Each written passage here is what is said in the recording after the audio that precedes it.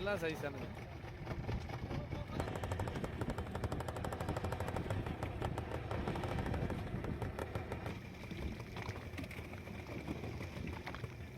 கச்சேர கச்சேர கச்சேர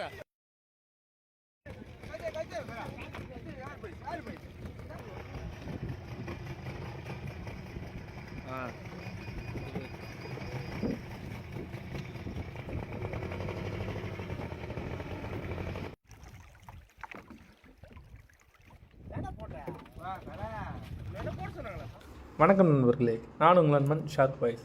இன்றைக்கி நம்ம சேனலில் நம்ம என்ன வீடியோ பார்க்க போகிறோம்னா, நம்ம ஆழ்கடலில் போயிட்டு பெரிய பெரிய சங்கரா மீன்களை இன்றைக்கி வேட்டையாட போகிறோம். அதான் மட்டும் தெளிவாக காமிக்க போகிறோம். இந்த வீடியோவில் பார்த்தீங்கன்னா நம்ம ஒரு நாள் ஈவினிங் போயிட்டு நைட்டு ஃபுல்லாக அங்கே தங்கிட்டு அதுக்கப்புறம் மறுநாள் காலையிலையும் மீன் பிடிச்சிட்டு மறுநாள் ஈவினிங் நம்ம வீட்டுக்கு வர போகிறோம். இந்த வீடியோவை கொஞ்சம் நேரம் தொடர்ந்து பார்த்துக்கிட்டே வாங்க, செம்ம இன்ட்ரெஸ்டிங்காக இருக்கும். இப்போ நீங்கள் பார்க்குற இந்த ஓல்டு ஃப்ரிட்ஜை தான் நாங்கள் ஐஸ் பாக்ஸாக இப்போ பயன்படுத்திட்டு இருக்கோம். இது உள்ள ஃபுல்லாக இப்போது ஐஸ் தான் இருக்குது. நம்ம இப்போ போயிட்டு நைட்டில் பிடிக்கிற மீன்களை பதப்படுத்தி வைக்கிறதுக்கு இந்த ஐஸை தான் பயன்படுத்துவோம். இது கூடவே நம்ம 2 பாக்ஸு இன்னும் ஐஸ் கொண்டு போவோம். இப்போ பார்த்தீங்கன்னா நமக்கு தேவையான 2 நாளைக்கான சாப்பாடு. இந்த படகு பொறுத்த வரைக்கும் காற்று ரொம்ப அதிகமாக இருந்துச்சுன்னா நம்மளால் ஸ்டவ் வச்சு சமைக்க முடியாது. அதனால் இங்கேயே நம்ம புளிசோறு கிண்டி எடுத்துகிட்டு போயிடுவோம். அதுதான் கொஞ்சம் லேட் ஆனாலுமே கெடாது, அதை வச்சு நம்ம சாப்பிட்டுப்போம். ஆனால் நார்மல் சாப்பாடும் நம்ம ஃபஸ்ட் நாளைக்கு கொண்டு போவோம், 2வது நாளைக்கு தான் அந்த புளிசோரை பயன்படுத்திப்போம் நம்ம. ஏன்னா சப்போஸ் அங்கே சமைக்க முடிஞ்சதுன்னா நாங்கள் இருக்கிறத வச்சு சமைச்சிப்போம். ஆனால் அங்கே சமைக்கிறதுக்கு டைமும் இருக்காது, நமக்கு இடமும் செட் ஆகாது. இப்போ நம்ம தூண்டில் போகிறதுக்கு தேவையான எல்லா உடைமைகளையும் நம்ம கரெக்டாக எடுத்து வச்சுக்கிட்டு இப்போ பக்காவாக கிளம்புனா மட்டும்தான் நமக்கு கரெக்டாக இருக்கும். நம்ம பார்த்திங்கன்னா கிட்டத்தட்ட நம்ம வீட்டிலேருந்து கரெக்டாக ஒரு 45லேருந்து 50 கிலோமீட்டர் தாண்டி போகிறோம். நம்ம போய் சேர்கிறதுக்கே கிட்டத்தட்ட ஒரு 3 மணி நேரம் ஆகிடும். நம்ம வாங்கின புது இன்ஜினை முதல் முறையாக தொழில் கொண்டு போகிறோம் பாருங்கள். ஒரு இன்ஜினை கழட்டிட்டு ஒரு யமஹா இன்ஜினை கழட்டிட்டு நம்ம இந்த சுசுகி இன்ஜினை மாட்டியிருக்கோம். இதுவே நம்ம போகிற இடத்துக்கு பார்த்திங்கன்னா நம்ம ஃபைபர் போட்டு அதை லம்பாடி இன்ஜினை கொண்டு போனோம்னா நம்ம அதே இடத்துக்கு 5 மணி நேரம் 6 மணி நேரம் ஆகிடுங்க. அதே போல் அந்த போட்டு ஓட்டிகிட்டு போனாலும் நம்மளால் முடியவே முடியாது. ஸோ அதுக்காக தான் நம்ம கொஞ்சம் காசு செலவானாலும் சரி இந்த மாதிரி படகு நம்ம பயன்படுத்துறது. இந்த மாதிரி படகுல நம்ம போகும்போது பார்த்திங்கன்னா நம்மளுக்கு பெட்ரோல் சார்ஜ் தான் ரொம்ப அதிகமாகும். ஆனால் டிரைவிங் நல்லா ஈஸியாக இருக்குங்க. எவ்வளோ தூரம் வேணாலுமே இதை உக்காந்துட்டே நம்ம ஓட்டிகிட்டு போயிடும். இது அந்த மாதிரி வடிவமைக்கப்பட்டிருக்கு. இதுக்கு பார்த்திங்கன்னா என்ன இறைகளை பயன்படுத்துன்னு பார்த்தீங்கன்னு வச்சுங்களேன், காணாங்கழுத்த மீனையும் கவலை மீன்களையும் சேர்த்து கலந்து எடுத்துகிட்டு போயிட்டுருக்கோம். அதுதான் நல்லா இந்த பெரிய சங்கரா மீனுக்கு கரெக்டாக இருக்கும். நாங்கள் இந்த படவை பொறுத்த வரைக்கும் கரெக்டாக வெயிட் பண்ணி அலை கம்மியாக இருக்கிற டைமில் தள்ளிட்டு போனோம்னா தான் நம்மளால் சேஃபாக கடலுக்கு போய் சேர முடியும். சப்போஸ் ஒரு விதமாக நம்ம கொஞ்சம் காலை சீற்றமாக இருக்கும்போது ஏடாகலமாக தள்ளி விட்டு நம்ம ஏறணும்னு வச்சிங்களேன், ஒரு சில நேரத்தில் நம்ம நிறைய திங்ஸ் வச்சுருக்கிறதுனால எல்லா திங்ஸுமே ஒரு சைடில் போயிட்டு மொத்தமாக படகு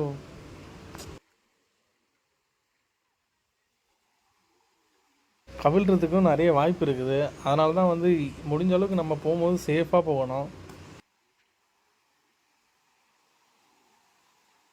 இப்போ நம்ம கரெக்டாக நம்ம தூண்டில் போடுற பாயிண்ட்டுக்கு வந்தாச்சு. அதில் நம்ம அந்த மீன்களை கரெக்டாக கட் பண்ணி நம்ம ஆளுங்க தூண்டில் ஒரு தூண்டில் 10 தூண்டில் இருக்கும், இன்னொரு தூண்டில் பார்த்திங்கன்னா 5 தூண்டில் இருக்கும். அந்த மாதிரி ஒவ்வொருத்தரும் ஒவ்வொரு செட்டிங் பண்ணி வச்சுருப்பாங்க. அதுக்கேற்ற மாதிரி எல்லா தூண்டிலையுமே சின்ன சின்ன பீஸாக கட் பண்ணி நிறைய கொடுத்து போட்டோம்னா இது கிட்டத்தட்ட ஒரு 60 பாகம் இருக்குங்க இந்த இடம். 60 பாகத்தில் நம்ம கரெக்டாக அந்த தூண்டில் இறக்கி அந்த பொசிஷனில் வச்சு இதில் எவ்வளோ மீன் மாட்டுது நீங்களே தொடர்ந்து பார்த்துக்கிட்டே வாங்க.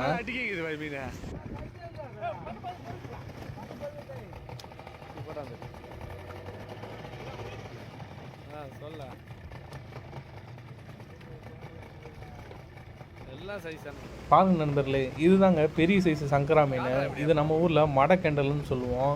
இதுக்கு தான் ஆழ்கடலை மட்டுமே தென்படுற ஒரு வகையான மீன் இது. இந்த மாதிரியான மீன்களை யாரெல்லாம் சாப்பிட்ருக்கீங்கன்னு தான் கமெண்டில் சொல்லுங்கள். இப்போ இந்த மீன்கள் பார்த்திங்கன்னா 100 ரூபாயிலேருந்து 1 கிலோ 200 ரூபா ரேட்டுக்கு போயிட்டுருக்கு. நல்லா மீடியமான ஒரு பட்ஜெட் மீனுன்னு சொல்லப்போனால் அது இந்த மீனை சொல்லலாம். நல்ல டேஸ்ட்டாகவும் இருக்கும், அதே போல் கொஞ்சம் ஹை ரேஞ்ச் ஃபிஷ்ஷும் கூட. இது போல் தாங்க நாங்கள் எல்லாருமே மாற்றி மாற்றி தூண்டில் போட்டு மீன் பிடிச்சிட்ருப்போம். இது பார்க்குறதுக்கு எப்படி இருக்குன்றதை கமெண்ட்டில் சொல்லுங்கள்.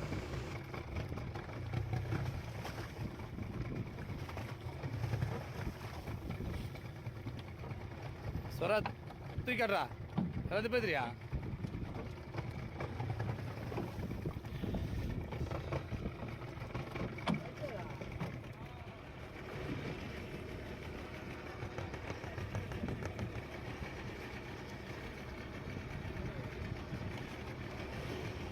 ஒரு யாரை கூட கிடையாது. நீங்கள் பார்க்குற இந்த மீன் தாங்க கலவா மீன். இது வந்து பார்த்திங்கன்னா அதிகப்படியாக இந்த பவளப்பாறைங்களில் நிறைய இருக்கும்.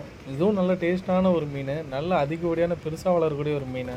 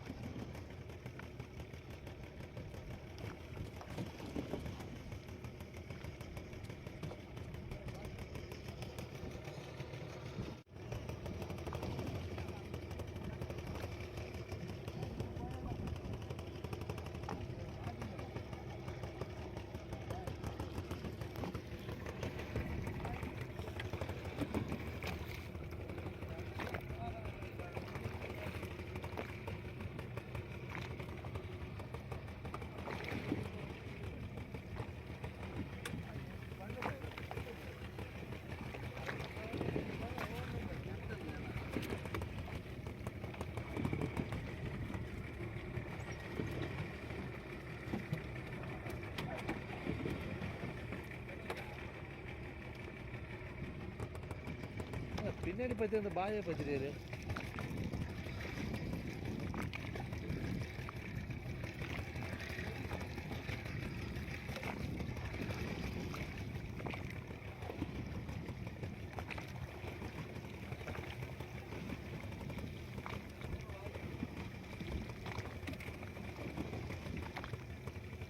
சரி கண்ணா தடிச்சா தடி கச்சர் கச்சர் கச்சர்